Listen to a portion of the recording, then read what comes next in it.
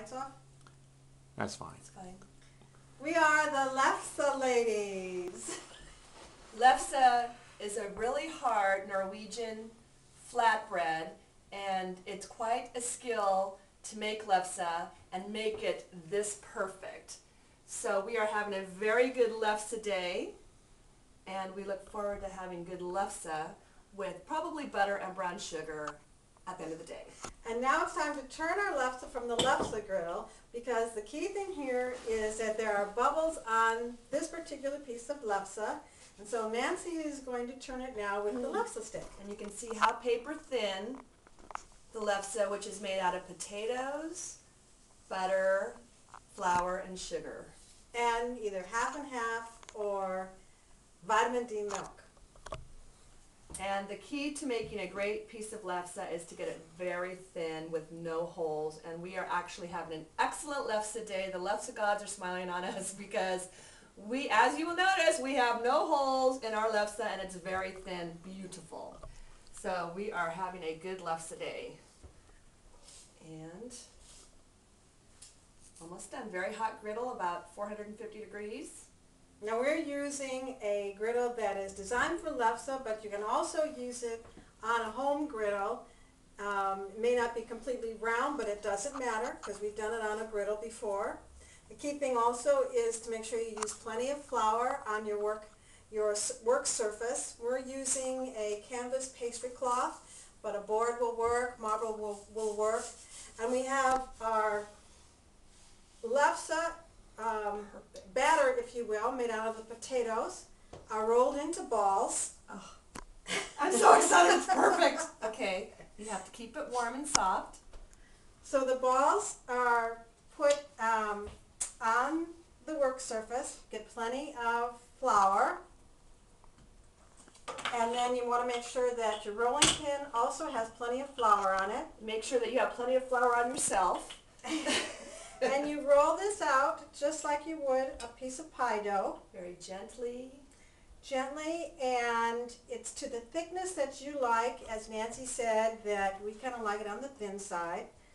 And just like pie dough, you want to make sure that you are careful at the edges. You can either go on the thin side, Actually, or it's you can very kind of lift thin, up. very thin, almost see-through. And that's the trick of getting a nice piece of lefse, not to have it too thick and doughy. So you can also turn it if you want. Let's see if this one we can turn. This one is kind of thin. Oh, I don't think I'm going to turn it. So I'm going to continue to roll this out. The other balls that we have of the potatoes are in the refrigerator, not right now, and they are remaining there, so they're cold, just like you would any kind of pastry dough.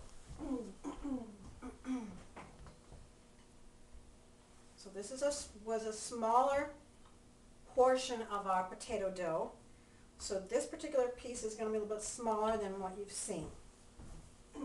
So the next step is to take the stick, which is a lefse stick, kind of looks like a small yardstick, and put some flour on it. Nancy, would you like to demonstrate this? Okay, as you can see, it's very tapered at the tip, so you want to come in low and push your tip down into the pastry, and very gently, Mary Jane, we might have a problem because we're sticking to the middle of the pastry. That's why we say it's really important to use a lot of flour so you don't have any stick, and we are going to stick.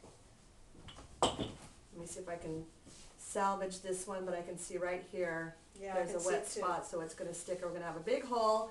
So now you can see that we're going to have our first casualty, and this is what happens with lefse.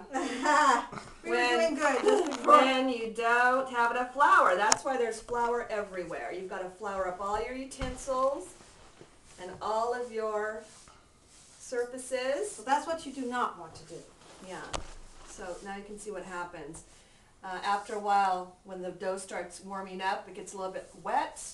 So you've got to start using lots more flour to keep all the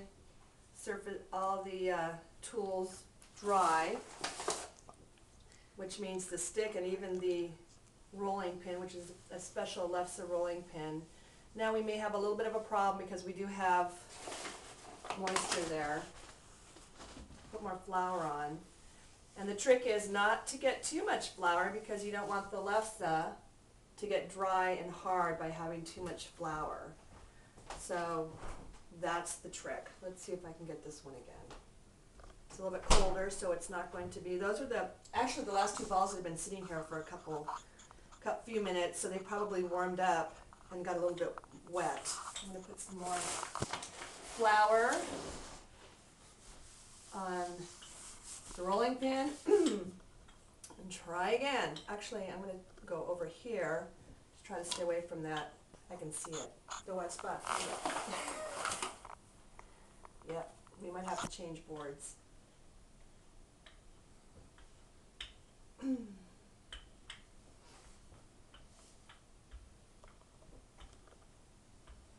Or just move away from that area.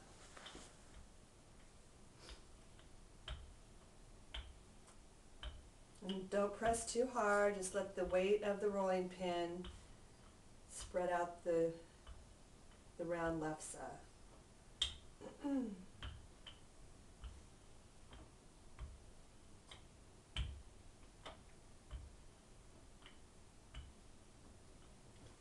In our family, lefse, we make lefse once a year. It's a delicacy. We usually serve it at Christmas time. But now we're doing it in January for a special birthday celebration for our Norwegian friends. Okay, I think I got away from that area of moisture. Let's see if I can get this picked up.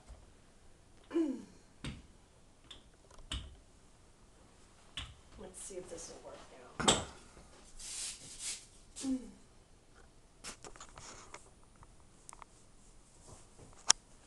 I think this one's going to go.